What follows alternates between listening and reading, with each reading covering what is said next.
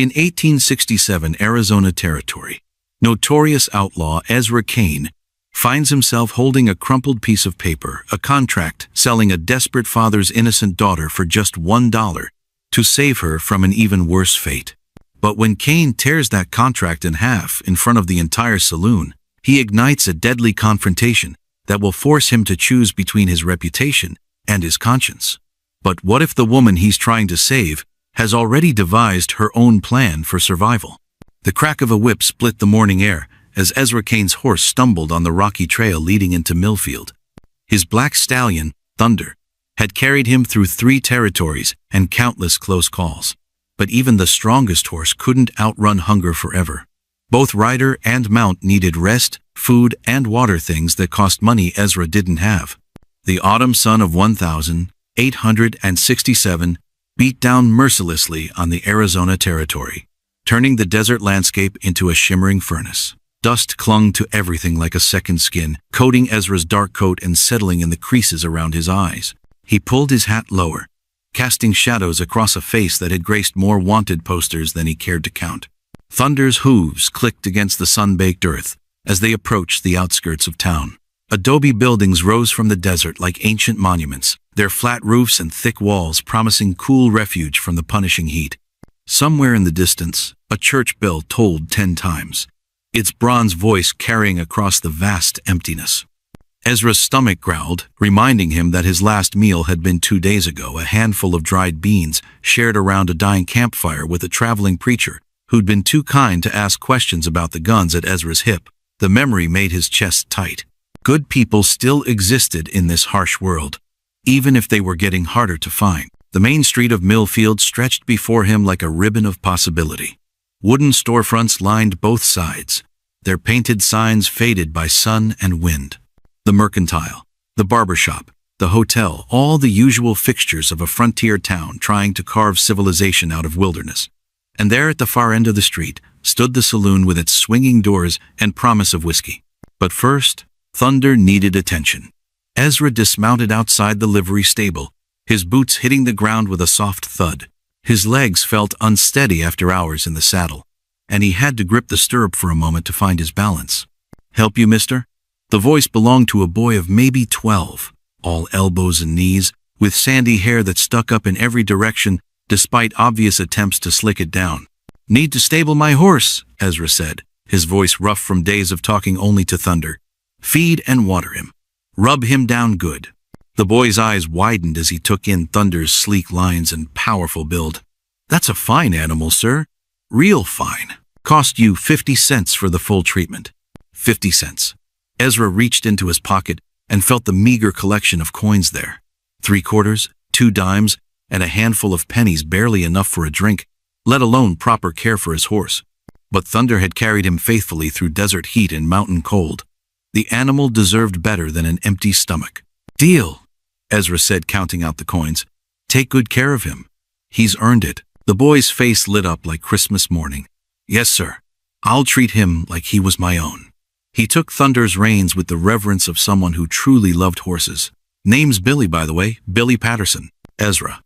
He decided against giving his last name. In a town this small, news traveled faster than wildfire, and the name Kane had a way of making people nervous. Billy led Thunder toward the stable, chattering about grain and hay, and the merits of different brushing techniques. The boy's enthusiasm was infectious, and for a moment, Ezra felt something he hadn't experienced in months, a genuine smile tugging at the corners of his mouth. But the smile faded as reality set in. He now had exactly 27 cents to his name, and his stomach was eating itself from the inside out. The saloon beckoned, but even the cheapest whiskey cost more than he could afford. He needed to think, to plan his next move carefully. The boardwalk creaked under his boots as he made his way toward the center of town. Millfield was larger than it had appeared from a distance, with side streets branching off the main thoroughfare like the ribs of some giant skeleton. People moved about their daily business, women in bonnets and long dresses, men in work clothes or Sunday suits, children darting between legs and wheels with the fearless energy of youth. A sign caught his attention: Caldwell's Boarding House. Clean rooms. Fair prices. Below it, in smaller letters, Elena Caldwell, proprietress. Something about that name stirred a memory, but he couldn't quite place it. Perhaps he'd heard it mentioned in another town, another lifetime ago. The boarding house stood 3 stories tall, its whitewashed walls gleaming in the afternoon sun. Flower boxes decorated the windows, filled with desert blooms that somehow managed to look cheerful despite the harsh environment. It spoke of someone who cared about making beauty in unlikely places. Ezra paused on the steps, struck by an odd feeling of longing. When was the last time he'd slept in a real bed, between clean sheets, with a roof that didn't leak?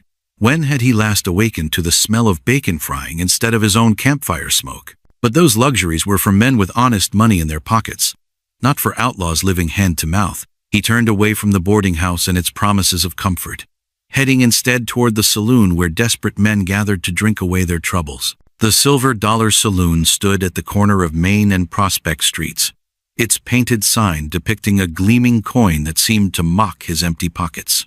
Through the window, he could see the familiar scene: men hunched over glasses, cards scattered across green felt tables, smoke hanging in the air like fog. He pushed through the swinging doors, and conversation died as every head turned his way. This was the moment he always dreaded: the recognition, the whispered names, the sudden tension that filled a room when a known gunfighter walked in. Some faces showed fear, others curiosity, and a few displayed the calculating look of men wondering if there was money to be made from his presence. "Well, I'll be," said the bartender, a thick-set man with arms like tree trunks. "Ezra Kane, as I live and breathe, heard you were dead. Rumors of my death have been greatly exaggerated," Ezra replied, approaching the bar with careful steps. "Though my thirst is very real." The bartender chuckled, a sound like gravel in a tin can. "What'll it be? Whiskey? Beer?" Ezra counted his remaining coins on the bar, 27 cents in a neat little pile. "What will this buy me?" The bartender's expression softened slightly. Even hard men understood the sting of empty pockets. "Beer's 15 cents, whiskey's a quarter, stew's 30 cents, but it's good stew beef and potatoes and carrots." The mathematics of poverty were simple and cruel. Beer would leave him 12 cents. Whiskey would leave him with 2 pennies. The stew would cost more than he had, but it would fill the gnawing emptiness in his belly. "Beer," he decided, "and whatever news you're willing to share." The bartender drew the beer from a wooden keg, the foam thick and white as fresh cream. "News travels slow out here, but we get enough to keep things interesting. Railroads coming through, they say. Might even build a station right here in Millfield." Ezra sipped his beer, savoring the bitter taste and the way it seemed to wake up his empty stomach. That's good news for the town. Progress. Maybe. Maybe not. The bartender leaned closer, lowering his voice. Progress brings all kinds of people. Some good, some not so good. Take that fellow over there. He nodded toward a corner table where a man sat alone, nursing a whiskey and staring at nothing in particular. The stranger wore a rumpled suit that had seen better days, and his hands shook slightly as he lifted his glass. Everything about him screamed desperation. "Name's Henry Caldwell," the bartender continued. "Owns the boarding house with his daughter. Good people, generally speaking. But lately," he shook his head, "man's been drinking too much, gambling more than he can afford. Word is, he owes money to some very unfriendly folks." Caldwell. That was where Ezra had heard the name. The boarding house proprietress Elena Caldwell must be this man's daughter. The thought of a young woman dealing with her father's troubles stirred something uncomfortable in Ezra's chest. "What kind of unfriendly folks?" he asked. The bartender glanced around nervously before answering. "Jeremiah Morris and his boys. They run cattle south of here, but everyone knows their real money comes from other activities, the kind that involve guns and threats and people disappearing in the desert."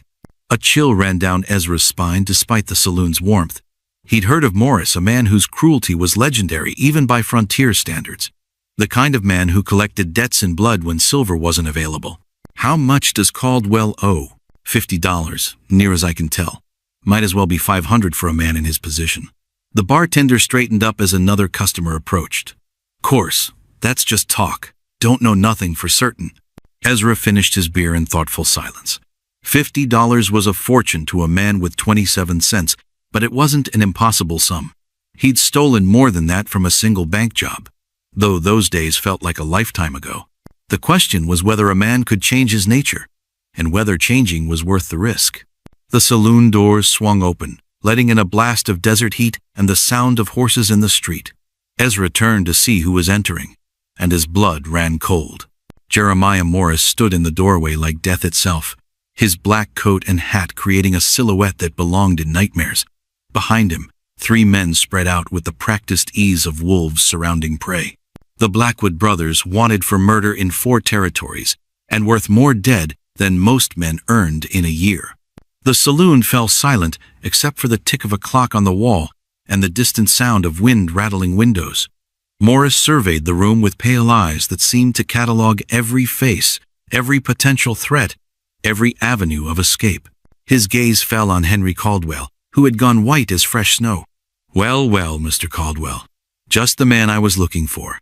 Morris moved through the saloon like a predator stalking wounded prey, his boots clicking against the wooden floor with mechanical precision. The other patrons seemed to shrink into themselves, becoming smaller and quieter with each step he took. Even the bartender found urgent business at the far end of the bar, leaving Caldwell alone and exposed. "Mr. Morris," Caldwell stammered, rising unsteadily from his chair. "I wasn't expecting, that is, I thought we agreed." "We agreed on payment by sundown today," Morris interrupted, his voice soft as silk and twice as dangerous. "The sun's getting mighty low, Henry. Time to settle accounts." Ezra watched the scene unfold with the detached interest of a man who'd witnessed countless confrontations. But something about Caldwell's terror struck a chord deep in his chest, the helpless panic of a man who'd gambled away everything he couldn't afford to lose. "I need more time," Caldwell pleaded. "Just a few more days. The boarding house is doing well, guests every night. I can pay you back with interest." One of the Blackwood brothers, Jake, if Ezra remembered correctly, laughed like a hyena spotting carrion. "Interest? Oh, Henry, you misunderstand the situation entirely." Morris raised a hand, and Jake fell silent. The gesture spoke of absolute authority, the kind earned through years of brutality and fear. "Henry, my friend, we've been patient, more patient than you deserve, but patience has its limits." "What do you want from me?" Caldwell's voice cracked like thin ice. "I've told you, I don't have $50. If I did, don't you think I'd pay you?" "Oh, but you do have something of value," Morris said, settling into the chair across from Caldwell like a man making himself comfortable for a long conversation. "Something worth considerably more than $50 to the right buyer." The pieces clicked together in Ezra's mind like tumblers in a lock. He'd heard stories of men like Morris who collected debts in human currency when silver wasn't available. The thought made his stomach clench with disgust, and something darker, a rage that had been building for years without a proper target. "You can't mean," Caldwell began. "Your daughter, Henry, Elena, 19 years old, educated, well-mannered. There are men in California who'd pay handsomely for such a prize. Men who appreciate quality and aren't particular about how they acquire it." The temperature in the saloon seemed to drop 20 degrees. Ezra felt his hand drift toward his holster before he consciously decided to move. Around the room, other men shifted uncomfortably, but none met Morris's eyes. They all had families to think about, businesses to protect, reasons to avoid becoming targets themselves. "She's my daughter," Caldwell whispered. "She's collateral," Morris corrected. "And collateral has to be collected when loans come due." He pulled a folded paper from his coat and spread it on the table. "I've taken the liberty of drawing up a contract, legal and binding, transfers ownership of one Elena Caldwell in exchange for forgiveness of debt. All it needs is your signature." Ezra couldn't see the document from his position at the bar, but he didn't need to. He'd heard of such contracts, slavery dressed up in legal language, human trafficking disguised as business. The territorial government was supposed to prevent such things, but law was thin on the ground this far from civilization. "I won't sign it," Caldwell said, but his voice held no conviction. He was a drowning man being offered a rope made of thorns painful to grasp, but the only chance of survival. "Won't you?" Morris smiled, and the expression was more terrifying than any scowl. "Jake, remind Mr. Caldwell what happened to the Martinez family when they refused to cooperate." Jake's grin revealed teeth like broken glass. "Found them in the desert 3 days later. What was left of them anyway? Coyotes had been busy." Caldwell's hands shook as he reached for the pen Morris offered. The sight was more than Ezra could stomach. He'd seen enough cruelty in his life. dealt out his share of pain and suffering, but this was different. This was evil in its purest form, the strong devouring the weak for sport. "Gentlemen," Ezra said, his voice cutting through the tension like a knife through butter, "might I suggest an alternative arrangement?" All eyes turned toward him, and he felt the familiar weight of attention, expectation, and danger. Morris's pale gaze fixed on him with the intensity of a snake studying a mouse. "Mr. Kane, isn't it?" Morris said. "The famous gunfighter.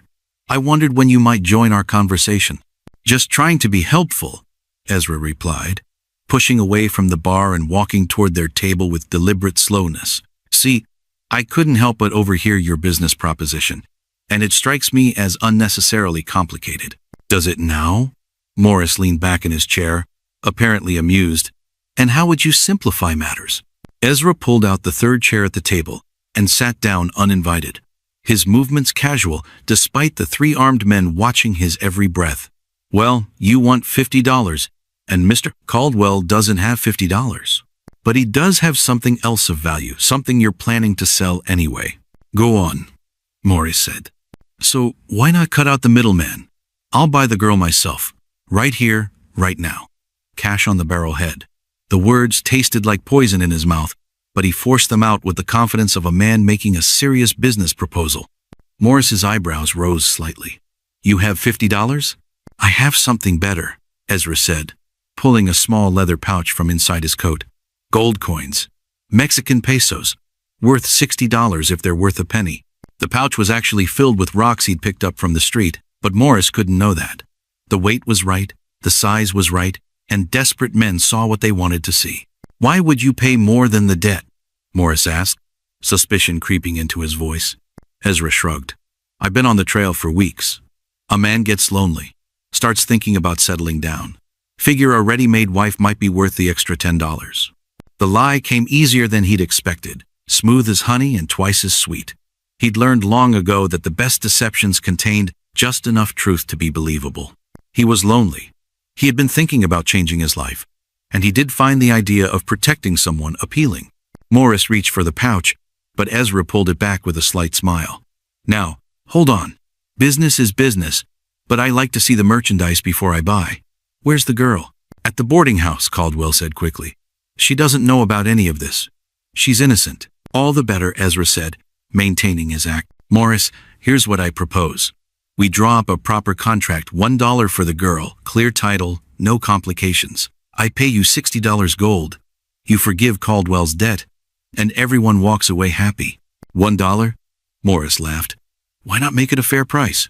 "Because," Ezra said, his voice dropping to a whisper that somehow carried to every corner of the saloon, $1 makes it clear that this is a transaction of ownership, not marriage, makes it legal, makes it binding, and makes it obvious that she belongs to me, not you." The reasoning was twisted but sound, at least from Morris's perspective. A $1 sale was clearly slavery, which was illegal but hard to prosecute. A $50 sale might be mistaken for a legitimate bride price, which could bring unwanted attention from territorial authorities. Morris considered for a long moment, his pale eyes calculating odds and profits. Finally, he nodded. "Draw up the contract, Henry. $1 for the girl. Mr. Kane pays me $60 gold, and your debt is forgiven." Caldwell's hands shook as he wrote out the simple document. His daughter's life, reduced to a few lines of ink on paper. When he finished, Morris read it over carefully before nodding his approval. "Sign it," Morris commanded. Caldwell hesitated, the pen hovering over the paper like a bird afraid to land.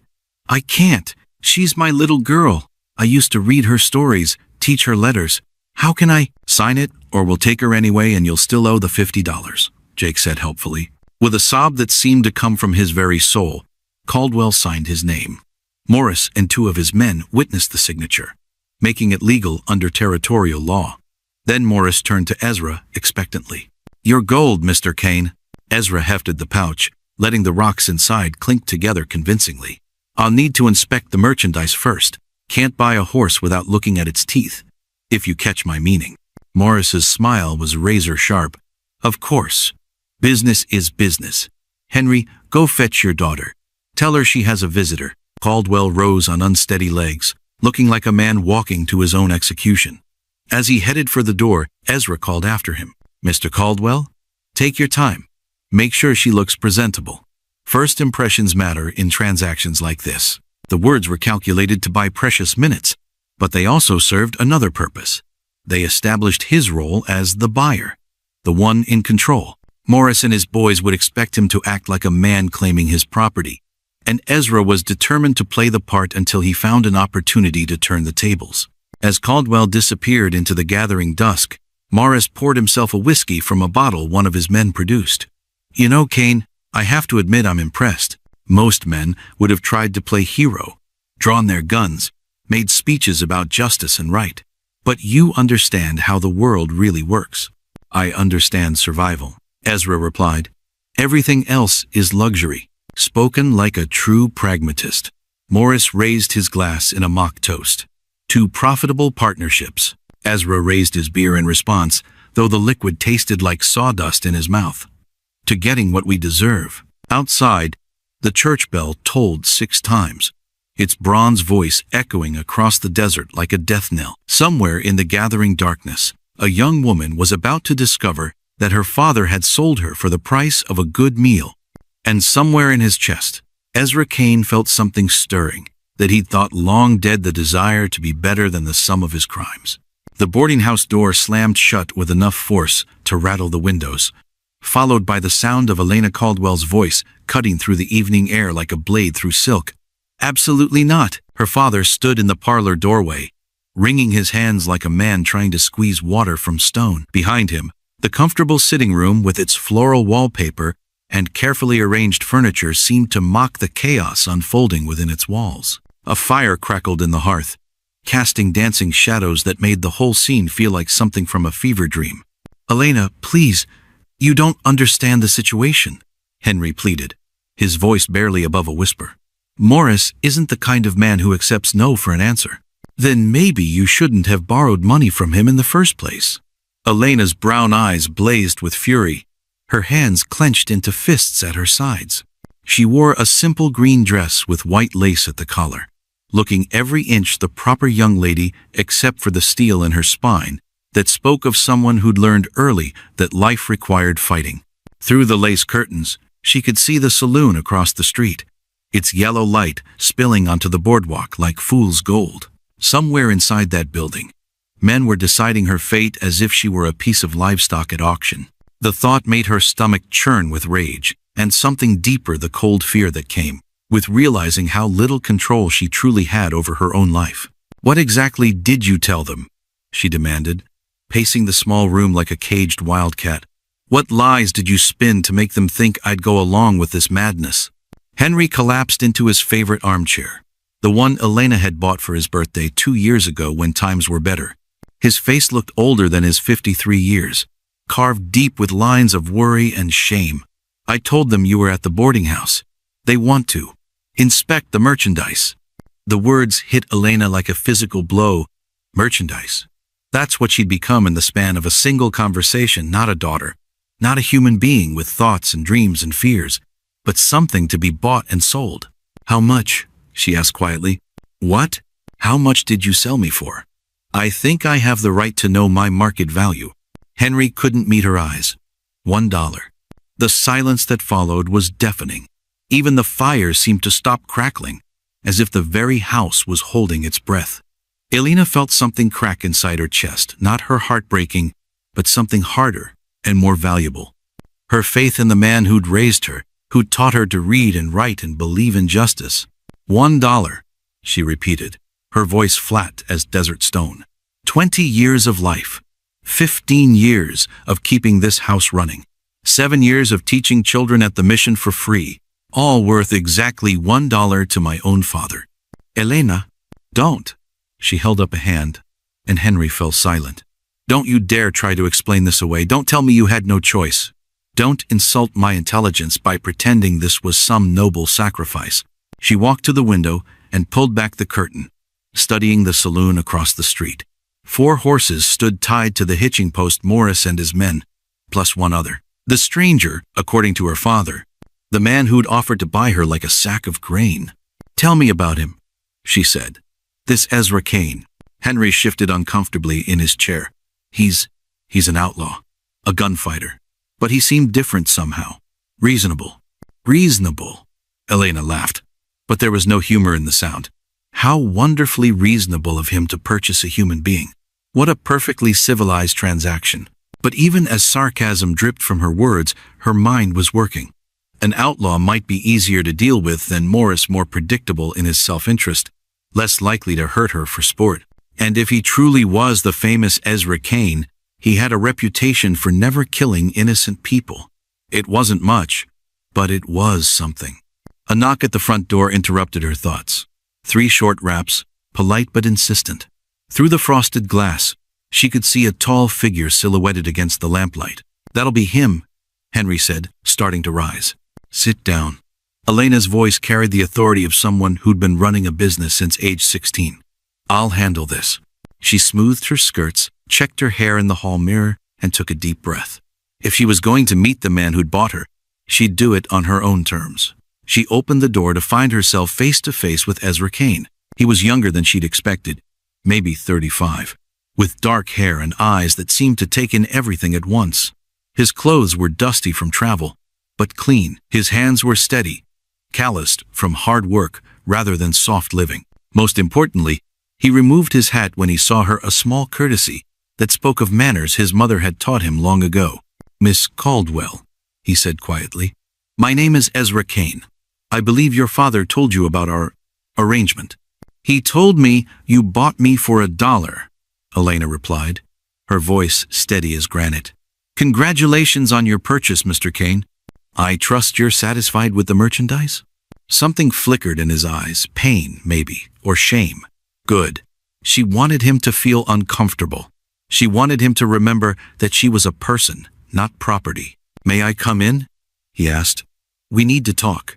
Elena stepped aside, and he entered the parlor with careful steps, as if he were walking into a church instead of a home.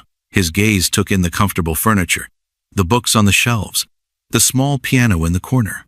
This was clearly the home of educated, cultured people, which made what was happening all the more obscene. "Mr. Caldwell?" Ezra nodded to Henry, who shrank deeper into his chair.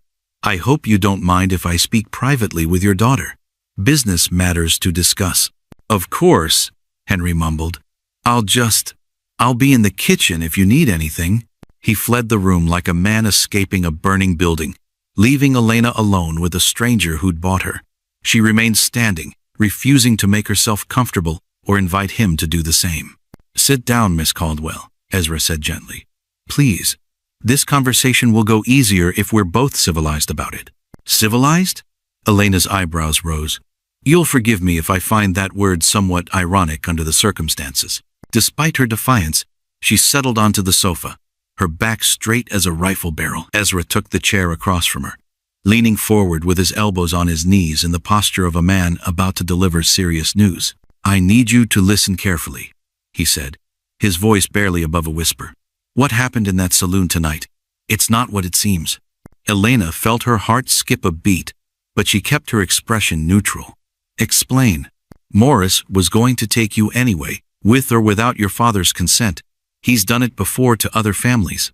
The only difference would have been that your father would still owe $50, and you'd end up somewhere much worse than here. And you decided to rescue me out of the goodness of your heart?" Elena's tone was sharp as broken glass. How wonderfully altruistic of the famous outlaw. Ezra flinched as if she'd slapped him. "I decided to buy time. Morris expects me to pay him $60 in gold tonight. But the pouch I showed him is filled with rocks." Elena's breath caught in her throat. "Rocks?" "River stones, to be precise. Heavy enough to fool him for a few minutes, but not much longer." Ezra's smile was grim. "Which means we have a very short window to figure out how to get you out of this mess." For the first time since her father had delivered his devastating news, Elena felt a flicker of hope. But hope was dangerous. It made people careless, vulnerable. She forced herself to think clearly. "Why?" she asked. "Why risk your life for a stranger?" Ezra was quiet for a long moment, staring at his hands. When he finally spoke, his voice carried the weight of old pain. "I had a sister once, younger than you, pretty as a sunrise, smart as a whip. She got mixed up with the wrong people, owed money she couldn't pay. He looked up, and Elena saw something raw and broken in his eyes. I was too far away to help her.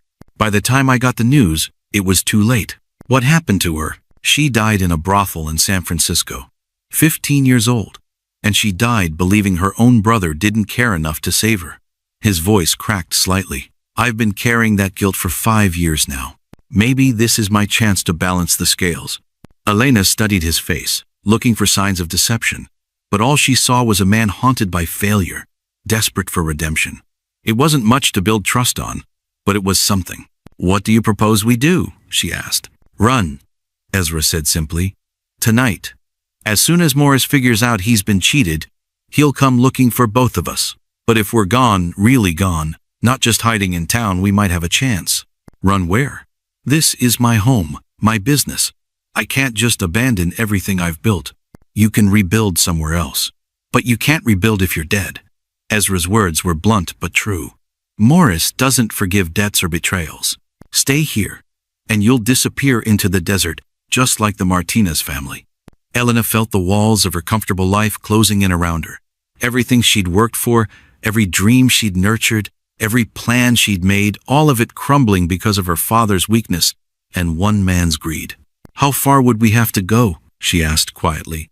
California maybe, or north to Colorado. Somewhere Morris's influence doesn't reach. Ezra leaned forward. I know it's a lot to ask. I'm essentially a stranger asking you to trust me with your life. You're not asking, Elena pointed out. If what you say is true about Morris, then I don't really have a choice. There's always a choice. You could try to run alone, trust that the law will protect you, hope Morris loses interest. But those aren't real choices, are they? Elena finished. They're just different ways to die. Ezra nodded grimly. I'm sorry. I wish I could offer you better options. Elena stood and walked to the window again, pulling back the curtain to peer at the saloon. The 4 horses were still there, but she could see movement inside, shadows passing back and forth in front of the lighted windows. Morris and his men waiting for their gold. Waiting for. If we run, she said slowly, what happens to my father? Honestly? Probably nothing good. Morris will be angry about being cheated, and Henry will be the closest target. Ezra's voice was gentle but realistic. But if you stay, Morris will have you, and he'll still be angry at your father. At least this way, one of you has a chance. The cruel mathematics of survival. Elena had always prided herself on her intelligence, her ability to solve problems through logic and planning. But this wasn't a problem that could be solved, only survived. How much time do we have? She asked. Maybe an hour before Morris gets suspicious. Less if he decides to examine the gold closely. Ezra stood. Pack light. Only what you absolutely need. We'll have to travel fast and quiet. Elena nodded, her mind already cataloging essentials. Money, she had nearly $50 hidden in her room. Savings from the boarding house. Clothes, one change. Practical traveling gear. Food, whatever she could grab from the kitchen. And one other thing, something Morris would never think to look for. Mr. Kane, she said, turning from the window. Before we go, there's something you should know about this situation. Something that might change everything. Ezra raised an eyebrow. What kind of something? Elena walked to the small writing desk in the corner and withdrew a folded document from the top drawer. This is the deed to this boarding house. And as of last month, I own it outright. She held up the paper, watching comprehension dawn in Ezra's eyes. Property ownership meant legal standing. Legal standing meant rights under territorial law. And rights meant possibilities. Neither Morris nor her father had considered. Your father doesn't know? Ezra asked. My father thinks he still owns this place. But Uncle Samuel left it to me when he died, not to Papa. The will was very specific. Elena's smile was sharp as winter wind. Which means the contract Papa signed tonight. It's worthless. He can't sell what he doesn't own. Across the street, the saloon door swung open, and 3 figures emerged into the lamplight. Morris and his men, heading for the boarding house. Time was up. We still need to run, Ezra said urgently. Legal rights don't mean much to men like Morris. Maybe, Elena said, folding the deed carefully and tucking it into her bodice. But they might mean something to the territorial judge, and lucky for us, Judge Hamilton is staying here tonight. Room 3. Upstairs, Judge Samuel Hamilton emerged from his room like an avenging angel in a nightgown, his silver hair wild from sleep, and his eyes blazing with the righteous fury of a man whose rest had been disturbed by urgent knocking. At 68, he'd presided over enough frontier justice to know the difference between genuine emergencies and drunken foolishness. The young woman standing in his doorway, fully dressed despite the late hour, clearly fell into the former category. "Miss Caldwell," he said, pulling on his robe. "What on earth is happening downstairs? It sounds like a cattle drive stampeding through your parlor." "Your Honor," Elena said quickly, "I need your immediate legal assistance. There are men downstairs who claim to own me based on a fraudulent contract, and they're threatening violence if I don't comply." Judge Hamilton's eyebrows shot up toward his hairline. "Slavery contracts are illegal in Arizona territory, Miss Caldwell. Surely you know that." "I do know that, sir. But the men downstairs don't seem to care about territorial law." Elena handed him the deed to the boarding house. "They're operating under the assumption that my father had the legal right to sell me. He didn't." The judge unfolded the document, his practiced eyes scanning the legal language with the speed of long experience. Meanwhile, the sound of heavy boots on the stairs grew louder, accompanied by voices that carried barely contained menace. "Kane! Where are you, Kane? Time to complete our transaction." Morris's voice boomed through the boarding house like thunder before a storm. Elena could hear her father's weak protests from somewhere below, followed by the crash of furniture being overturned. They were searching the place room by room, growing more aggressive with each empty space they found. "This deed appears to be in order," Judge Hamilton said quietly, handing the document back to Elena. "But I'm curious, where exactly is this Mr. Kane they're looking for?" Elena glanced toward the window where the fire escape provided access to the alley behind the building. "He's ensuring we have options, Your Honor." The truth was that Ezra had climbed out the window 5 minutes ago, ostensibly to fetch his horse and prepare for their escape, but Elena suspected he was doing something more dangerous, something that involved the pouch of fake gold and a plan he hadn't shared with her. The thought made her stomach clench with worry for a man she'd known less than an hour. "Miss Caldwell," Morris's voice called from the second-floor landing. "I know you're up there. Don't make this more difficult than it needs to be." Judge Hamilton straightened to his full height, which was considerable even in his bare feet. "Miss Caldwell, I want you to stay behind me. I'm going to have a conversation with these gentlemen about territorial law and the consequences of violating it."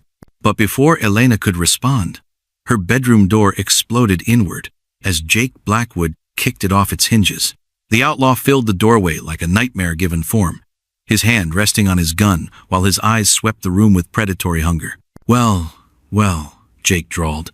"Found the merchandise. And look here, boys, she's got herself a chaperone." Morris appeared behind Jake, his pale eyes taking in the scene with cold calculation. "Judge Hamilton, what a pleasant surprise. I wasn't aware you were staying in town." "Mr. Morris," the judge replied, his voice carrying the authority of 3 decades on the bench. "I'm going to give you one opportunity to explain why you're breaking into private rooms in the middle of the night, threatening a young woman, and destroying property." "No threats, Your Honor. Just collecting on a legitimate debt." Morris pulled the crumpled contract from his pocket and handed it to the judge. "Signed and witnessed, as you can see. Mr. Henry Caldwell has transferred ownership of his daughter to Mr. Ezra Kane in exchange for forgiveness of debts. We're simply here to facilitate the transaction." Judge Hamilton examined the contract with the same careful attention he'd given the deed. Elena watched his face, looking for any sign of hope or despair. What she saw was something much more dangerous, the cold fury of a man who'd spent his life fighting injustice, only to watch it flourish in new forms. "This contract," he said slowly, "is illegal under Territorial Statute 247, which prohibits the sale of human beings. It's also fraudulent, as Mr. Henry Caldwell has no legal authority to sell his adult daughter. Furthermore, it violates federal law regarding involuntary servitude." Morris smiled, and the expression was more chilling than any scowl. "That's a very technical interpretation, Your Honor. But we're not in a courtroom right now. We're in the real world, where debts get paid one way or another." "Are you threatening a territorial judge, Mr. Morris?" "I'm explaining reality to a man who's been living in books too long." Morris nodded to Jake, who drew his gun with smooth precision. See, Judge, you can quote all the laws you want, but the only law that matters out here is the law of force. And right now, I have more force than you do." The sound of breaking glass from somewhere below punctuated his words. Elena could hear her father crying out in pain, followed by crude laughter from the remaining Blackwood brothers. They were tearing her home apart, destroying everything she'd built, and there was nothing she could do to stop them. "Where's Kane?" Morris demanded, turning his attention back to Elena. "Our business isn't finished until I get my gold." "He left," Elena said, surprised by how steady her voice sounded. "Said he'd changed his mind about the purchase. Something about damaged goods." It was a lie designed to wound Morris's pride, and it worked. His face flushed red with anger. "Damaged goods? After I guaranteed her quality? Apparently she was too mouthy for his taste," Elena continued, warming to her performance. "He said he wanted a woman, not a debate partner." Jake laughed. "Told you California men were soft, boss. Real men like a woman with spirit." But Morris wasn't amused. "If Kane's gone, then the original contract stands. Henry Caldwell owes me $50, and his daughter's collateral for the debt. The original contract," Judge Hamilton said firmly, "was superseded by the sale agreement. And since that sale was fraudulent, the debt reverts to its original terms. Mr. Morris, you'll have to pursue your claim through proper legal channels." "Legal channels?" Morris pulled his own gun, a silver-plated revolver that gleamed in the lamplight. "Judge, you're not understanding the situation. There are no legal channels out here. There's just what I say goes." The boarding house had gone eerily quiet except for the tick of the grandfather clock in the hallway and the distant sound of wind-rattling windows. Elena could feel the weight of the moment, the terrible balance between civilization and chaos that defined life on the frontier. Then, from somewhere below, came the sound of a single gunshot, followed by a woman's scream. Elena's blood turned to ice as she recognized the voice. Mrs. Patterson, the elderly widow, who rented room 2 and baked cookies for the local children. "Sounds like your boy Kane came back after all," Morris said with satisfaction. "Jim must have found him trying to sneak in the back way." But Elena wasn't thinking about Ezra Kane. She was thinking about Mrs. Patterson, who'd never hurt anyone in her 73 years of life, who made quilts for newborn babies and taught Sunday school at the Methodist church, who was now paying the price for Elena's father's debts and Elena's defiance. "Let me go downstairs," Elena said quietly. "Let me see what's happened. I'll cooperate. Just don't hurt anyone else." "Elena, no," Judge Hamilton said sharply. "Don't negotiate with these men. The law isn't here," Elena interrupted. "But these people are my responsibility. This is my boarding house, my home. If someone's been hurt because of me, I need to know." Morris holstered his gun, apparently satisfied that the fight had gone out of her. "Smart girl. Jake, escort Miss Caldwell downstairs. Judge, you stay here and think about how justice really works in the Arizona Territory." As they descended the stairs, Elena's mind raced through possibilities and consequences. Mrs. Patterson's scream echoed in her memory, spurring her to think faster, plan better, find some way to turn the situation around. But with each step toward the parlor, her options seemed to narrow. The main floor of the boarding house looked like a tornado had passed through it. Furniture was overturned, papers scattered, drawers pulled out and dumped.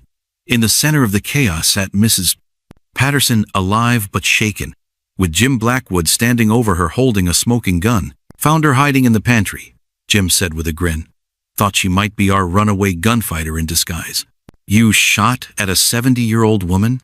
Elena's voice carried a mixture of horror and rage that made even Jake step back slightly. "Shot at the ceiling," Jim corrected. "Though, if she'd kept screaming, I might have adjusted my aim." Relief flooded through Elena so strongly that her knees nearly buckled. Mrs. Patterson was unhurt, just frightened. But the relief was immediately replaced by cold anger. These men had terrorized an innocent old woman, destroyed her home, and threatened everyone she cared about. The time for passive resistance was over. "Mr. Morris," she said, turning to face the man who'd orchestrated this nightmare. "You want to resolve this situation quickly and quietly, don't you? Minimize complications?" Morris studied her with suspicion. "What are you suggesting?" "I'm suggesting that maybe we can reach an understanding. But first, let Mrs. Patterson, go to her room. She's not part of this. Let her go, Jim, Morris said after a moment. We don't need witnesses to complicate things. As Mrs. Patterson hurried up the stairs with remarkable speed for her age, Elena began to formulate a plan. It was dangerous, probably foolish, and almost certainly doomed to failure. But it was better than standing helplessly while evil men destroyed everything she'd worked to build. Now, Morris said, settling into her father's overturned chair as if he owned the place. Let's discuss your future, Miss Caldwell. And this time, let's be realistic about your options. Outside, thunder rumbled across the desert, and the first drops of an autumn storm began to patter against the windows. Elena straightened her shoulders and prepared to gamble everything on a single desperate throw of the dice. Actually, Mr. Morris, she said with a smile that didn't reach her eyes, I think it's time we discussed your future instead. The back door of the boarding house exploded inward in a shower of splinters and twisted metal, revealing Ezra Kane silhouetted against the storm-dark sky like an avenging spirit. Lightning flashed behind him, casting his shadow across the destroyed parlor as rain began to hammer the roof with increasing fury. In his hands gleamed two silver-plated revolvers, their barrels trained on the Blackwood brothers with deadly precision. Gentlemen, Ezra said, his voice cutting through the thunder like a blade through silk, I believe you have something that belongs to me. Morris spun in his chair, his face cycling through surprise, anger, and cold calculation in the space of a heartbeat. Kane, how nice of you to join us. We were just discussing the terms of your purchase. Were you now? Ezra stepped into the room, water dripping from his coat onto the scattered papers below. His eyes never left the three armed men, but Elena could feel his attention encompassing everything: the overturned furniture, Mrs. Patterson's frightened retreat upstairs, the destruction that spoke of barely controlled violence. Because from where I stand, it looks more like theft and intimidation. Jim Blackwood's hand drifted toward his holster, but froze as Ezra's left-hand gun swiveled toward him with mechanical precision. I wouldn't recommend it, Jim. Lightning makes me jumpy. And when I'm jumpy, my trigger finger gets itchy. Where's my gold? Morris demanded, rising from his chair with the smooth confidence of a man who'd never met a problem he couldn't solve with cruelty. $60, as agreed. Payment for the girl. Ezra's smile was sharp as winter wind. About that gold, Morris. Seems there was a small problem with the merchandise. He reached into his coat with deliberate slowness, withdrawing the leather pouch Elena recognized from the saloon. But instead of the heavy weight of coins, the bag hung limp and deflated in his grip. Empty, Ezra announced, turning the pouch upside down. A handful of ordinary river stones clattered to the floor, their dull surfaces mocking the gleam of promised treasure. Turns out the young lady wasn't quite what she seemed. Found her trying to pick my pocket while I was inspecting the goods. Figure any woman smart enough to fool the famous Ezra Kane probably isn't worth $60 in trouble. Elena's breath caught in her throat. The lie was brilliant in its simplicity. It painted her as a common thief rather than an innocent victim, giving Morris face-saving reason to walk away while simultaneously explaining why Ezra no longer had the promised payment. But Morris wasn't buying it. His pale eyes narrowed as he studied Ezra's face, looking for tells and finding none. You're lying, Kane. Nobody's that good at reading people in the span of an hour. You calling me a liar? Ezra's voice dropped to a whisper that somehow carried more menace than a shout. Because if you are, we can settle this the traditional way. You, me, and these fancy guns of ours. The tension in the room stretched tighter than piano wire. Jake and Jim Blackwood shifted nervously, their hands hovering near their weapons but unwilling to draw first against a man whose reputation had spread from Texas to California. Everyone knew the stories. Ezra Kane had never lost a gunfight, never killed an innocent, and never backed down from justified violence. Thunder crashed overhead, so loud it seemed to shake the very foundations of the boarding house. In that moment of deafening sound, Elena saw her chance. While all eyes were focused on the standoff between Morris and Ezra, she edged toward the overturned writing desk, where she'd seen something earlier, something that might change everything. The way I see it, Ezra continued, his voice steady as stone, we have a simple misunderstanding. I thought I was buying a compliant young woman. You thought you were selling one. Turns out we were both wrong about the merchandise. The contract, Morris began. The contract, Judge Hamilton's voice boomed from the stairway, is void under territorial law. The elderly judge descended the stairs with dignity and tact, despite his nightwear, his silver hair catching the lamplight like a crown. Behind him came Mrs. Patterson, no longer the frightened old woman, but moving with the determined stride of someone who'd made a decision. Your Honor, Morris said with forced politeness, this is a private business matter. No need for judicial interference. On the contrary, Mr. Morris, this is exactly the kind of matter that requires judicial oversight. Judge Hamilton reached the bottom of the stairs and surveyed the destruction with growing anger. Breaking and entering, destruction of property, intimidation of witnesses, and attempted human trafficking. I'd say that's sufficient grounds for immediate arrest. Jim Blackwood laughed, a sound like grinding glass.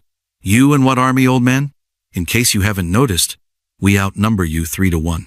Actually, Mrs. Patterson said sweetly, producing a shotgun from behind her back with surprising dexterity. I believe the odds have shifted somewhat. The elderly widow held the weapon with the confidence of someone who'd used it before, its twin barrels trained steadily on the Blackwood brothers. I may be 73 years old, boys, but I can still hit what I aim at. And at this range, I don't have to be particularly precise. Elena used the moment of shock to reach her target, a small wooden box that had tumbled from the overturned desk. Inside, wrapped in oiled cloth, lay her uncle's service revolver from his days as a territorial marshal. She'd never fired it, but she'd cleaned and maintained it religiously, just as he'd taught her. Well, well, Morris said, his composure finally cracking. Seems like this quiet little boarding house is full of surprises. You have no idea, Elena said, stepping into the lamplight with the revolver in her hands. It was heavier than she'd expected, but the weight felt right solid, dependable, honest. Mr. Morris, I believe it's time you and your men left my property. Your property? Morris's eyebrows rose. Last I checked, your father owned this place. Last you checked was wrong. Elena reached into her bodice and withdrew the deed with her free hand. This boarding house belongs to me, legally and completely, which means you're trespassing, and I have every right to defend my home. Morris's face went through several interesting color changes as the implications sank in. If Elena owned the property, then her father's contract was worthless. If the contract was worthless, then Morris had no legal claim to anything. And if he had no legal claim, then he was just another criminal threatening innocent people. This changes nothing, he said finally. Legal papers don't stop bullets. No, Ezra agreed. But they do make killing you legally justified. Self-defense on private property against armed trespassers? Any territorial court would call it righteous. Outside, the storm was reaching its full fury. Rain lashed the windows with increasing violence, and lightning turned the world into a strobing nightmare of black and white. The sound of rushing water suggested the normally dry creek behind the boarding house was beginning to rise. You're outnumbered, Morris, Judge Hamilton pointed out with judicial calm. 4 guns against 3, and you're standing in a room with no cover. I'd say your tactical position is somewhat compromised. But Morris was smiling again, and that smile made Elena's blood run cold. Men like Morris didn't smile when they were losing. They smiled when they were about to reveal their final, terrible card. 4 guns, you say? Morris pulled out a silver whistle and blew 3 sharp blasts. Might want to count again, Your Honor. The sound of boots on the front porch answered his summons. Through the rain-lashed windows, Elena could see shapes moving, at least 6 men, all armed, all looking like they'd kill for the price of a drink. Morris hadn't come to Millfield with just the Blackwood brothers. He'd brought an army. Did I forget to mention? Morris's grin was shark-like in the lamplight. I brought some friends. Insurance, you might say, against exactly this kind of complication. The front door burst open, admitting a flood of armed men who spread out through the parlor with military precision. Elena recognized some of them from wanted posters, the Donnelly gang, worth more dead than most men earned in 5 years. Others were strangers, but their hard faces and casual violence marked them as career criminals. Now then, Morris said, settling back into his chair as if he were holding court. Shall we renegotiate the terms of our agreement? Ezra's revolvers never wavered, but Elena could see the calculation in his eyes. 10 armed men against 4, with innocent bystanders upstairs and limited room to maneuver. Even the famous Ezra Kane couldn't shoot his way out of odds like these. "What do you want?" Elena asked, her voice steady despite the fear clawing at her chest. "What I've always wanted," Morris replied. "Justice. Your father owes me $50. One way or another, that debt gets paid tonight." He stood and walked to the overturned desk, pulling out papers and a pen from the scattered debris. "New contract, Miss Caldwell. Simple and clear. You sign yourself over to me as payment for your father's debt, and everyone else walks away alive. Refuse, and this room becomes a slaughterhouse." Elena looked around at the faces surrounding her. Ezra, with his gun still drawn but useless against such odds. Judge Hamilton standing straight despite his years. Mrs. Blink Patterson gripping her shotgun with white-knuckled determination. All of them willing to die for her freedom, and all of them helpless against the mathematics of violence. "How do I know you'll keep your word?" she asked. "You don't," Morris admitted cheerfully. "But you know what happens if you refuse. Sometimes the devil you don't know is better than the devil you do." Lightning crashed outside, so close that the thunder followed immediately. In the flickering light, Elena saw something that made her heart leap. A figure moving through the storm toward the back of the house. Someone Morris's men hadn't accounted for. "I need a moment to think," she said, buying precious time. "Think fast," Morris warned. "My patience has limits, and we're approaching them rapidly." But Elena wasn't thinking about surrender. She was thinking about the storm outside, the rising creek, and the fact that Morris had made one crucial mistake. He'd brought overwhelming force to a situation that didn't require it, which meant he was confident, but not careful.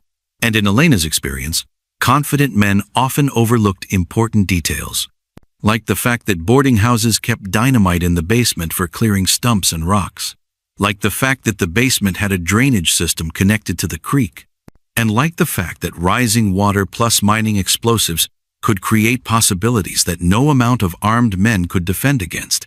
"Mr. Morris," she said with a smile that didn't reach her eyes, "I believe I have a counter-proposal for you." Billy Patterson burst through the back door like a small tornado, his clothes soaked to the skin and his young face blazing with determination that belonged on someone 3 times his age. In his hands, he carried something that made every armed man in the room take a step backward, a stick of dynamite with a lit fuse that sparkled and hissed in the lamplight. "Nobody move," Billy shouted, his voice cracking with adolescent uncertainty but his grip on the explosive absolutely steady. "I know how to use this thing, and I ain't afraid to blow us all to kingdom come." The parlor fell silent except for the drumming of rain on the roof and the ominous sizzle of the burning fuse.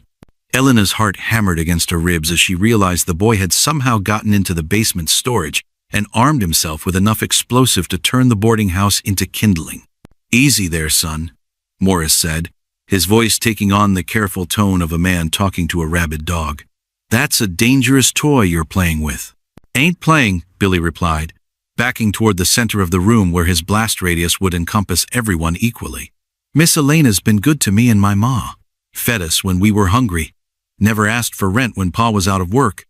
I ain't letting you varmints hurt her." Ezra's eyes met Elena's across the room, and she saw understanding pass between them. The boy had bought them precious seconds, but at a terrible cost. The fuse was burning fast, maybe 30 seconds before detonation. Not enough time to clear the room, but possibly enough for something desperate. "Billy," Elena said gently, "where's your mother? Is she safe?" "Got her and the other boarders out through the cellar when the shooting started," Billy said proudly. "Tunnel leads to the old mine shaft behind the creek. They're all safe and dry in Murphy's barn." Elena felt a surge of relief so strong it made her dizzy. The civilians were clear, which meant whatever happened next wouldn't involve innocent blood. But it also meant Billy had risked his own life to come back for her, a debt she could never repay if they all died in the next 20 seconds. "Listen, boy," Jake Blackwood said, his voice tight with fear. "Put that thing down and we'll forget this ever happened.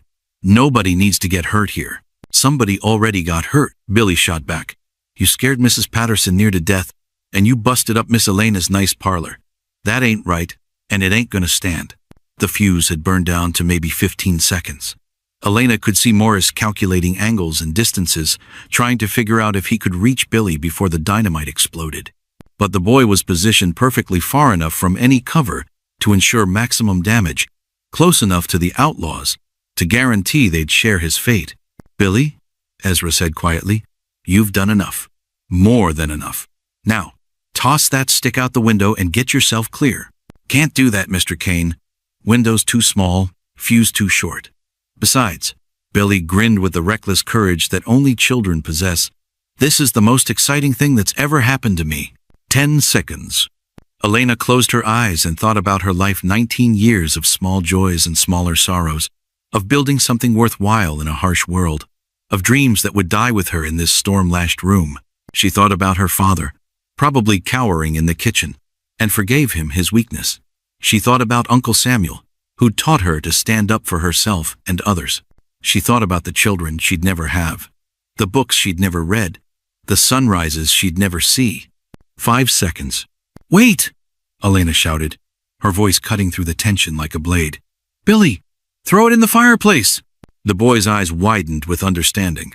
The fireplace chimney would channel the blast upward, reducing the lateral damage while still creating enough chaos to change the balance of power. It wasn't a perfect solution, but it was better than dying where they stood. 3 seconds. Billy hurled the dynamite with the accuracy of a boy who'd spent years throwing rocks at tin cans. The stick arced through the air, trailing sparks like a falling star, and disappeared into the fireplace just as the fuse reached its end. 2 seconds. Everyone in the room threw themselves to the floor, covering their heads and praying to whatever gods might be listening. 1 second. The world exploded. The blast roared up the chimney like the breath of an angry dragon, but not all of it escaped skyward. Windows shattered outward in a glittering cascade of glass. The front door was blown off its hinges, and a rain of soot and mortar dust filled the air like black snow. The sound was deafening, a thunderclap that seemed to go on forever, leaving everyone's ears ringing in the sudden silence that followed. Elena raised her head cautiously, checking for injuries. Her ears felt stuffed with cotton, and she had a cut on her cheek from flying glass, but she was alive. Around her, groans and curses suggested others had been equally fortunate. The parlor looked like a battlefield. Furniture was overturned and splintered, the walls were cracked, and everything was covered in a thick layer of soot. But more importantly, the carefully organized positions of Morris's men had been scattered like leaves in a hurricane. Ezra was the first to recover, rolling to his feet with his revolvers still in hand. Through the settling dust, Elena could see him moving with deadly purpose toward the nearest of Morris's stunned followers. The man tried to raise his rifle, but Ezra's gun butt caught him behind the ear, dropping him like a sack of grain. "Elena!" Judge Hamilton's voice cut through the chaos. "The deed! Secure the deed!" She looked around frantically, spotting the precious document near the ruined fireplace. But as she crawled toward it, a hand grabbed her ankle with iron strength. Morris pulled himself upright, his face streaked with soot and blood, but his eyes still burning with malevolent purpose. "Clever girl," he gasped, spitting dust and debris, but not clever enough. His other hand held a derringer, small but deadly at close range. Elena stared down the barrel and felt time slow to a crawl. In the space of a heartbeat, she catalogued everything: the scattered outlaws struggling to regain their feet, Ezra fighting 2 men at once near the shattered window, Mrs. Patterson trying to reload her shotgun with shaking hands. "Elena Caldwell," Morris said formally, as if he were performing a ceremony, "I sentence you to death for the crime of being more trouble than you're worth." The derringer's hammer began to fall. Billy Patterson materialized out of the smoke like a vengeful spirit, his small fist connecting with Morris's temple with a sound like a branch snapping. The crime boss toppled sideways, his shot going wide and burying itself in the already damaged wall. "You hurt my friend," Billy said with simple finality, standing over Morris's unconscious form like a small, soot-covered angel of justice. Elena grabbed the boy and hugged him fiercely, tears cutting tracks through the dust on her cheeks. "Billy Patterson, you are the bravest person I've ever met." "Ah, Miss Elena," Billy said, his voice muffled against her shoulder. "Weren't nothing. Just doing what's right." The battle was winding down around them. Ezra had subdued 3 more outlaws with quick, efficient violence, while Judge Hamilton had produced a small pistol from somewhere and was holding 2 others at gunpoint. Mrs. Patterson had managed to reload her shotgun and was covering the rest with the calm competence of a woman who'd defended a frontier homestead for 50 years. Status report, Ezra called out, breathing hard but still alert for danger. Morris is unconscious, but alive, Elena replied, checking the crime boss's pulse. Billy knocked him senseless. Good work, son, Ezra said, nodding approvingly at the boy. How many are still fighting? 3 down hard, 2 surrendered, and 3 more ran off when the shooting started, Judge Hamilton reported. I'd say we've won the day. Elena looked around the ruined parlor, her home, her business, her life's work reduced to smoking debris and broken dreams. The financial damage alone would take years to repair, assuming she could find the money. But they were alive, free, and in possession of legal documents that proved her ownership. It wasn't victory in any traditional sense, but it was survival. What happens now? She asked. Judge Hamilton was already moving among the captured outlaws, checking bonds and injuries with professional efficiency. Now we bind these men properly and wait for the storm to pass. Come morning, I'll convene a territorial court session and sort out the legal implications. Morris and his boys will face justice, real justice, not frontier vengeance. And my father? Elena's voice was quiet, but everyone heard the pain in it. Henry's actions were coerced, the judge said gently. Desperate men do desperate things. The law understands that, even if it can't always forgive it. Ezra holstered his guns and walked to where Elena stood beside the unconscious Morris. You fought well, he said simply. Your uncle would be proud. I couldn't have done it without help, Elena replied, looking around at the unlikely group of allies who'd risked everything for her freedom. All of you. You didn't have to get involved, but you did anyway. Sometimes, Mrs. Patterson said, leaning her shotgun against the wall with obvious relief, people surprise you. Sometimes they're better than you expect them to be. Outside, the storm was beginning to ease. The thunder had moved off toward the mountains, and the rain had gentled from a torrential downpour to a steady patter. Elena walked to one of the broken windows and looked out at her town, her home, where she'd fought for her life and won. Miss Elena? Billy's voice was small and uncertain. Ma's gonna want to know if we can come back to the boarding house. This place is home, and we ain't got nowhere else to go. Elena turned back to survey the damage one more time. The parlor was destroyed, the kitchen was probably flooded, and God only knew what the upstairs rooms looked like. But the foundation was solid, the walls were still standing, and the spirit of the place, the warmth and welcome that made it a home, couldn't be destroyed by dynamite or outlaws.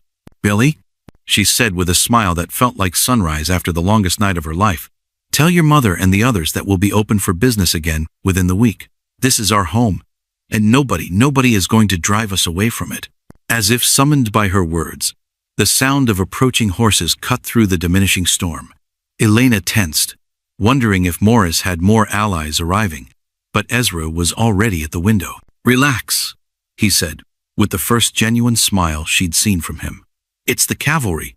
Literally. Through the broken glass, Elena could see uniformed riders approaching through the rain. Territorial marshals, drawn by the sounds of battle and explosion. Help was arriving.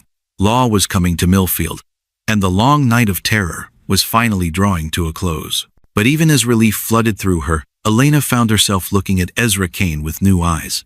The man who'd entered her life as a stranger offering to buy her had become something else entirely, an ally, a protector, maybe even a friend. The question now was, what happened next? When the dust settled and normal life resumed, some stories ended with explosions and gunfights. Others began with them.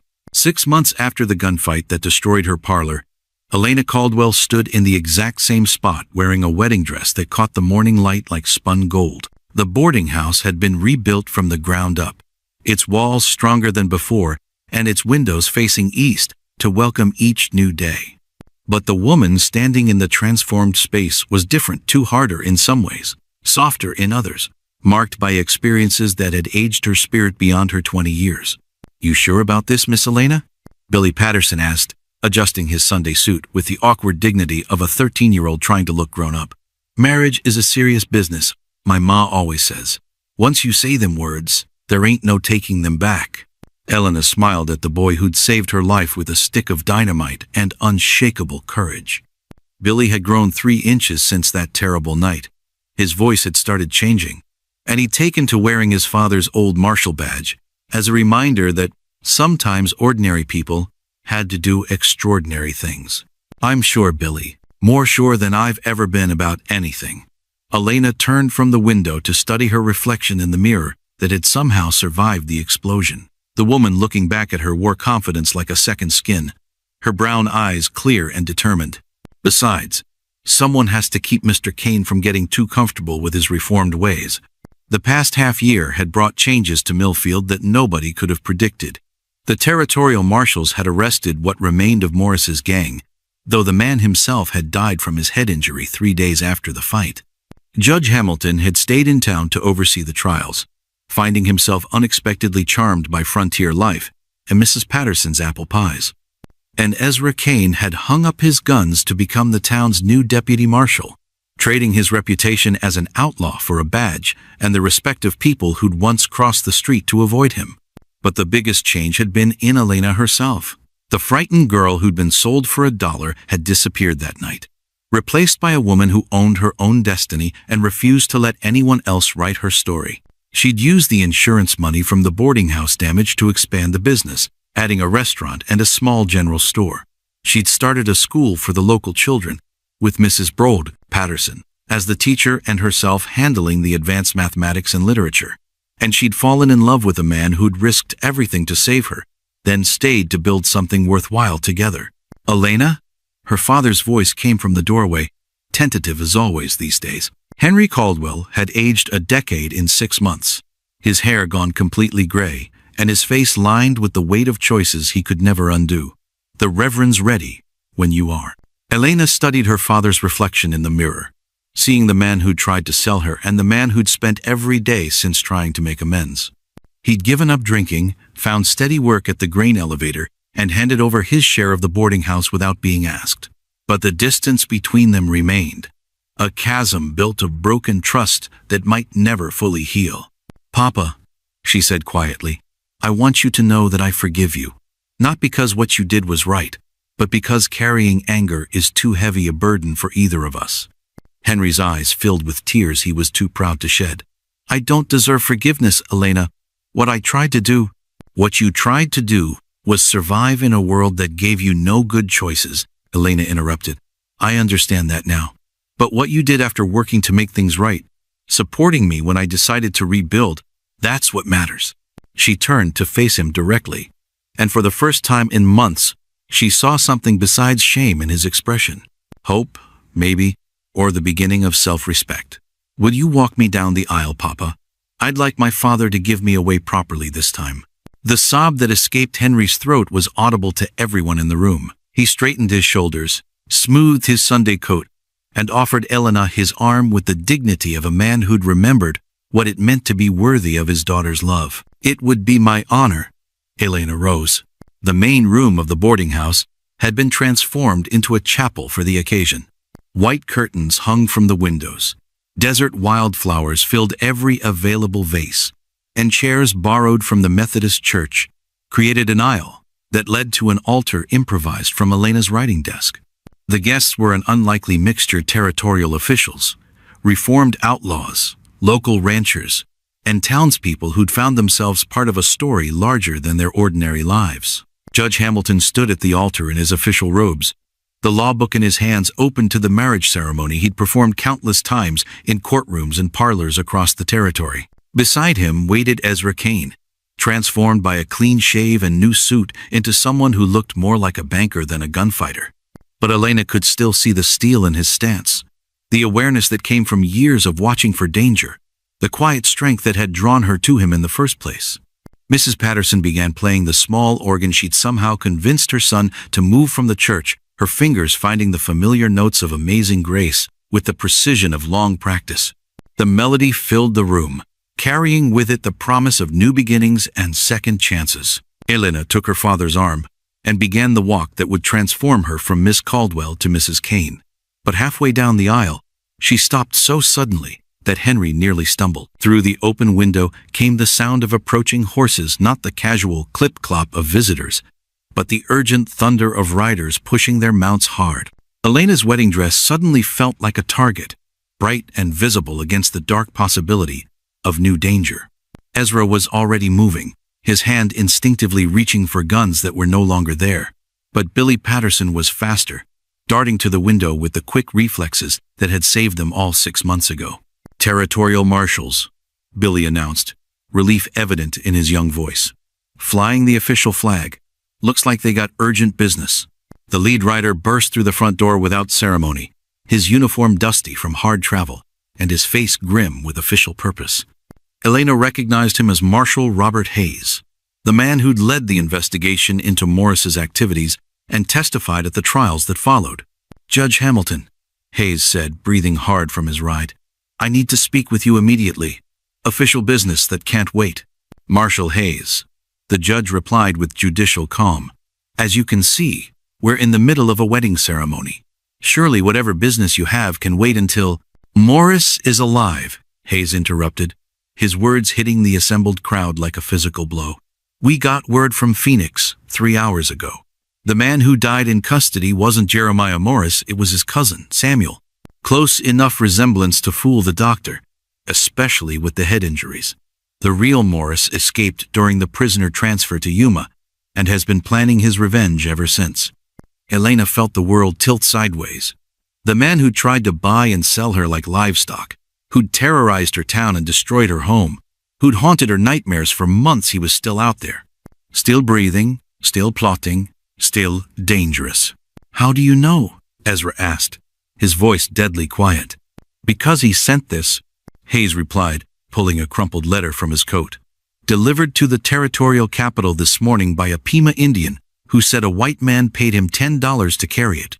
The message is addressed to Elena Caldwell Kane. He knows about the wedding." Elena's hands shook as she took the letter, her wedding dress suddenly feeling like a costume in a play that had taken a dark turn. The paper was expensive, the handwriting elegant, the tone conversational despite the underlying menace. "My dear Miss Caldwell, congratulations on your upcoming nuptials. I do hope Mr. Kane realizes what a treasure he's acquiring. I certainly did, which is why I'm prepared to make a generous counteroffer for your companionship. $1,000 in gold, plus the deed to a cattle ranch in New Mexico territory. All yours in exchange for a simple conversation, just you and me, alone, to discuss certain business matters left unfinished from our previous encounter. I'll be waiting at the old Hawkins mine at sunset. Come alone, or the good people of Millfield will discover that my associates have been watching them for weeks." Mrs. Patterson's morning walk to the market, Billy's afternoon fishing at the creek, your father's evening visits to the saloon, we know their routines, Miss Caldwell. We know where they'll be and when they'll be vulnerable. 1 hour of your time buys everyone else a lifetime of safety. Refuse, and your wedding will become a funeral for people you care about. Your devoted admirer, J. Morris. P.S. Please wear the wedding dress. I've always believed a woman looks most beautiful on her wedding day. Elena finished reading and felt something cold and hard settle in her chest. Morris had spent 6 months planning this moment, learning their routines, positioning his pieces for maximum psychological impact. He'd waited until her wedding day because he knew it would hurt the most, steal the most joy, create the most fear. "He's not getting within a mile of you," Ezra said firmly, but Elena could hear the uncertainty beneath his confidence. "How do you fight an enemy who attacks through threats to innocent people? How do you protect everyone you care about when the danger could come from anywhere?" "Actually," Elena said quietly, folding the letter carefully, "I think I'm going to accept his invitation." The room erupted in protests, but Elena held up her hand for silence. When she spoke again, her voice carried the authority of someone who'd faced death and discovered she was stronger than her fears. "Morris made one crucial mistake in this letter," she said. "He revealed that he wants me alive. If he just wanted revenge, he would have attacked without warning. But he wants something more, something that requires my cooperation. That gives us an advantage." "Elena, no," Henry said, his voice breaking. "I won't lose you again. Not to that monster." "You won't lose me, Papa, because I'm not the same frightened girl Morris tried to buy 6 months ago." Elena looked around the room at the faces of people who'd become her family not through blood or marriage, but through shared danger and mutual loyalty. "I'm a woman who owns property, runs businesses, and has learned to fight for what matters. And what matters is making sure Morris can never threaten anyone I care about ever again." Judge Hamilton cleared his throat. Miss Caldwell, as an officer of the territorial court, I cannot advise you to place yourself in mortal danger based on the demands of a known criminal. And as a friend, Mrs. Patterson added, I cannot bear the thought of you walking into that man's trap. Elena smiled, feeling a strange sense of peace settle over her. Then it's a good thing I'm not planning to walk into his trap. I'm planning to set one of my own. Outside, storm clouds were gathering on the horizon, dark and threatening against the afternoon sky. Elena looked out at the approaching weather and felt a familiar stirring in her chest, not fear this time, but determination. Jeremiah Morris wanted to finish what he'd started 6 months ago. Fine, she was ready to finish it too. But this time, she would be the one writing the ending. The old Hawkins mine sat like a wound in the desert hillside, its entrance black as sin against the red rock walls that surrounded it.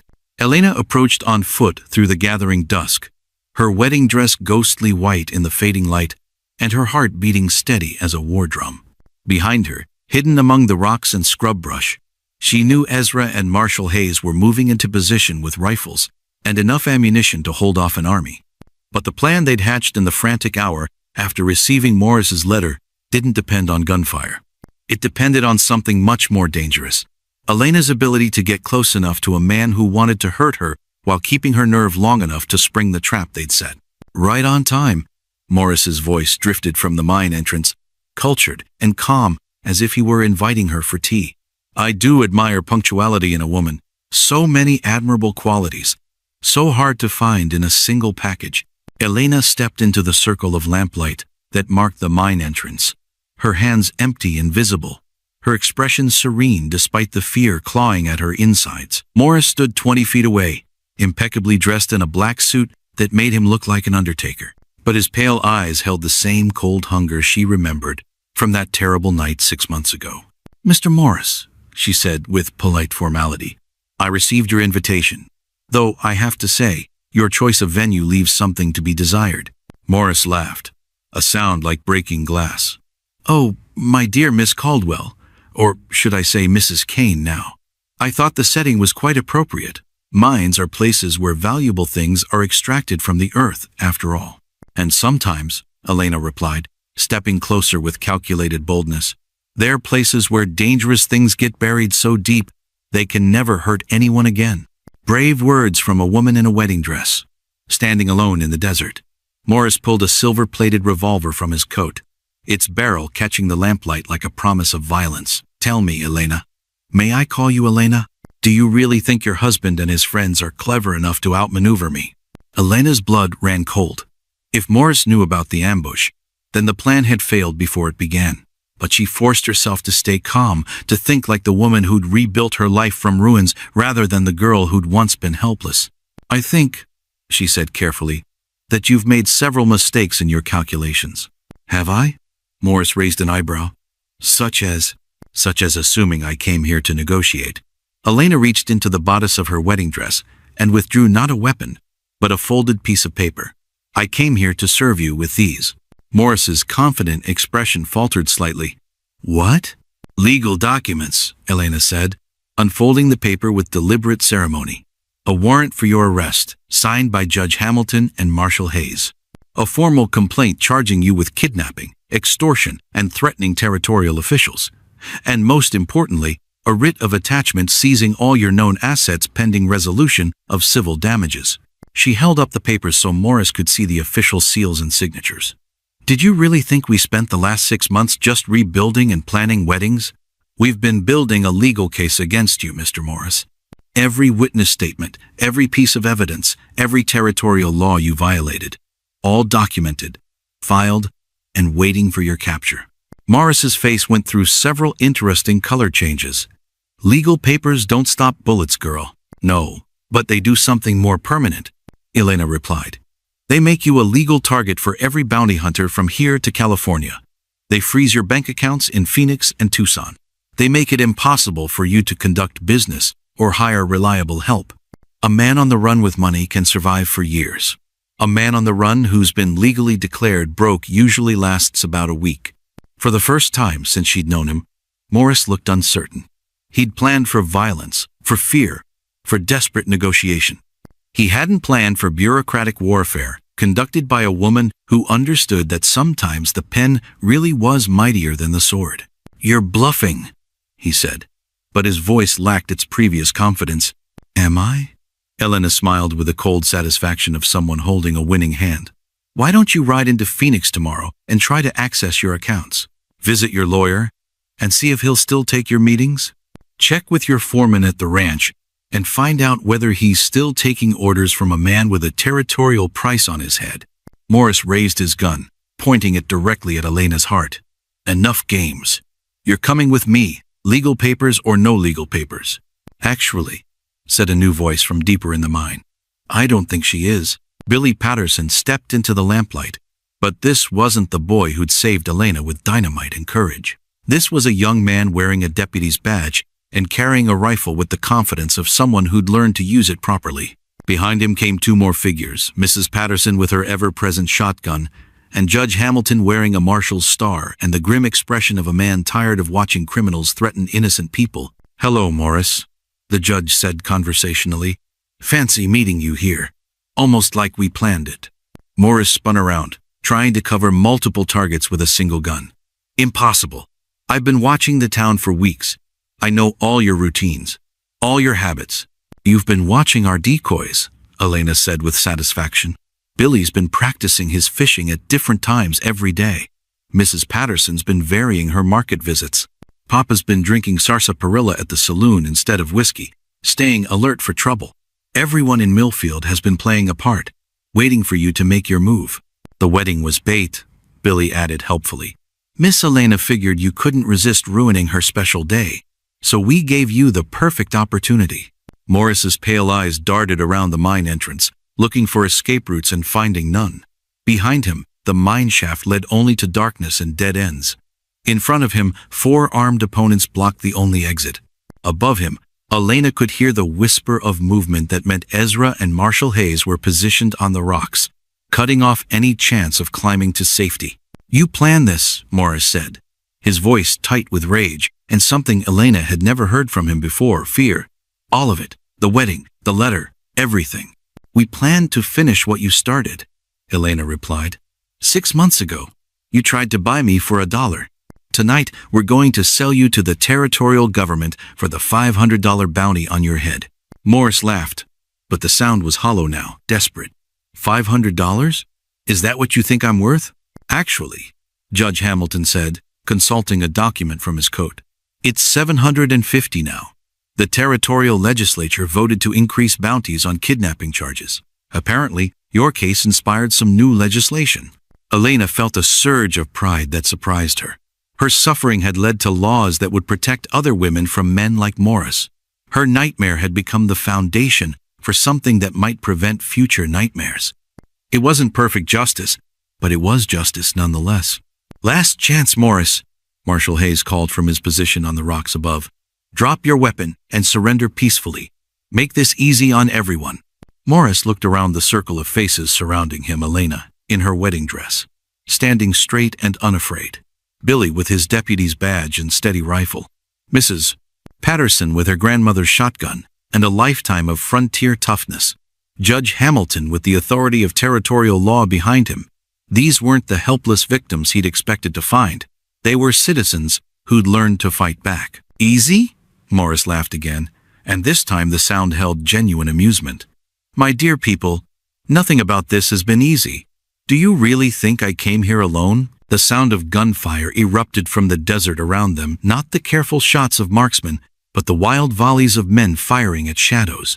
Elena heard Ezra's voice shouting orders, followed by the crack of Marshall Hayes's rifle and the thunder of horses' hooves on rocky ground. "My associates have been waiting for your friends to reveal themselves," Morris said with renewed confidence. "While you were setting your little trap, I was setting a bigger one." But Elena was listening to the sounds of battle with ears trained by 6 months of planning and preparation. The gunfire was moving away from the mine, drawing Morris's men toward positions Ezra and Hayes had prepared. The sound of retreating horses suggested at least some of the outlaws were fleeing rather than fighting. And underneath it all, she could hear something Morris couldn't: the whistle signals she and Ezra had practiced, telling her the plan was working. "Mr. Morris," she said calmly, "you're making the same mistake you made 6 months ago. What mistake is that? You're assuming you're the smartest person in the room. Elena smiled. And this time, there was nothing cold or calculated about it. It was the warm, genuine smile of a woman who'd found her strength and learned to use it. But you're not. You're just a bully who's run out of people to intimidate. Morris raised his gun with desperate fury. But Billy's rifle spoke first. The shot took the crime boss in the shoulder, spinning him around and sending his weapon flying into the darkness of the mine shaft. He dropped to his knees, clutching his wounded arm and staring up at Elena with hatred and disbelief. "How?" he gasped. "How did you know?" "Because," Elena said, kneeling beside him with the compassion of someone who'd learned that victory was meaningless without mercy, "I'm not the same girl you tried to buy for $1. I'm a woman who's learned that her worth isn't determined by what others think she's worth, but by what she's willing to fight for." The gunfire in the desert was dying down, replaced by voices calling, "All clear," and the sound of prisoners being rounded up. Elena stood and smoothed her wedding dress, preparing to finish what they'd started. "Mrs. Patterson," she said formally, "would you mind helping Judge Hamilton secure our prisoner? Billy, please signal the others that it's safe to come down." As the adults moved to follow her orders, Elena walked to the mine entrance and looked out at the desert, where her husband was emerging from the rocks, whole and unharmed. The storm clouds had passed without breaking, leaving the evening air clean and clear.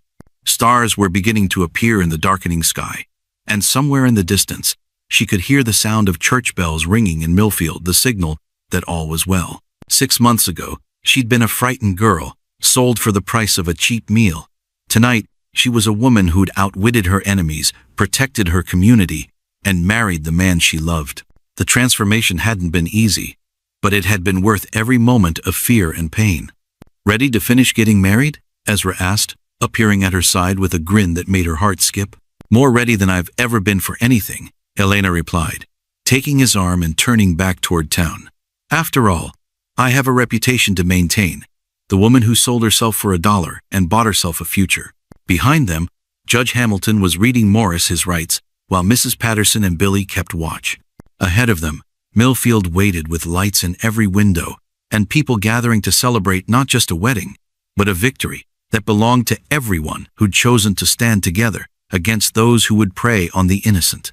Elena Caldwell Kane walked toward her future with her head high and her heart full, knowing that sometimes the greatest contracts aren't written on paper, but forged in the crucible of shared danger and mutual trust.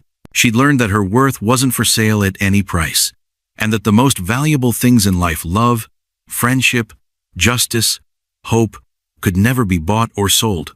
They could only be earned.